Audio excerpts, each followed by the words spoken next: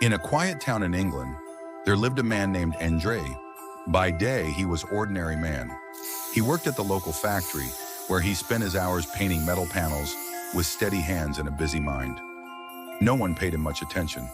He was quiet, polite, and always went home exactly 4:45.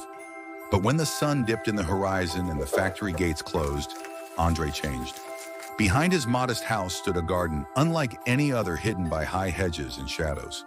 There, under the glow of the moon, he tended to magical grapevines that twisted like living things, whispering in a forgotten tongue.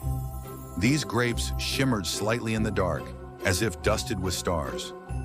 No one knew how they grew or where they came from, but every year, Andrei harvested them and made wine, not just any wine, but wine so enchanting that once tasted, it was never forgotten. On weekends, Andrei and his warm-hearted wife, Grace, opened their doors. The small house filled with the rich scent of roasted meats, baked potatoes, and laughter. They served hearty food and played cards with their guests, simple games that stretched into the night. It was during these evenings that Andrei would bring out a dusty bottle from the cellar and pour his wine. The moment the liquid gold touched lips, something shifted. People smiled wider, laughed louder, and their eyes seemed to glow. They begged for more, and Andrei always obliged with a quiet nod and a mysterious smile. But something strange began to happen.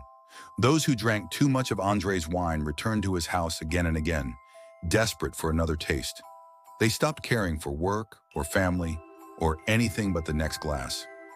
Andrei never turned them away, but neighbors began to notice these once lively folks fading into shadows of themselves. Every Sunday, Andrei sat in the church, always in the same spot, his eyes heavy with sorrow, his hands clenched in prayer. Some whispered that he was praying for the souls of those who had fallen to his wine.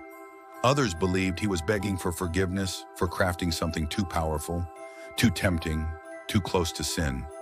But no one ever stopped going to his house on weekends.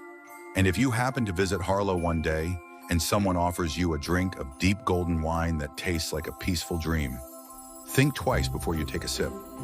Because Andrei's wine doesn't just warm the blood, it calls to something deeper, something what you might not be able to let go of. In his garden, the vines remember every soul.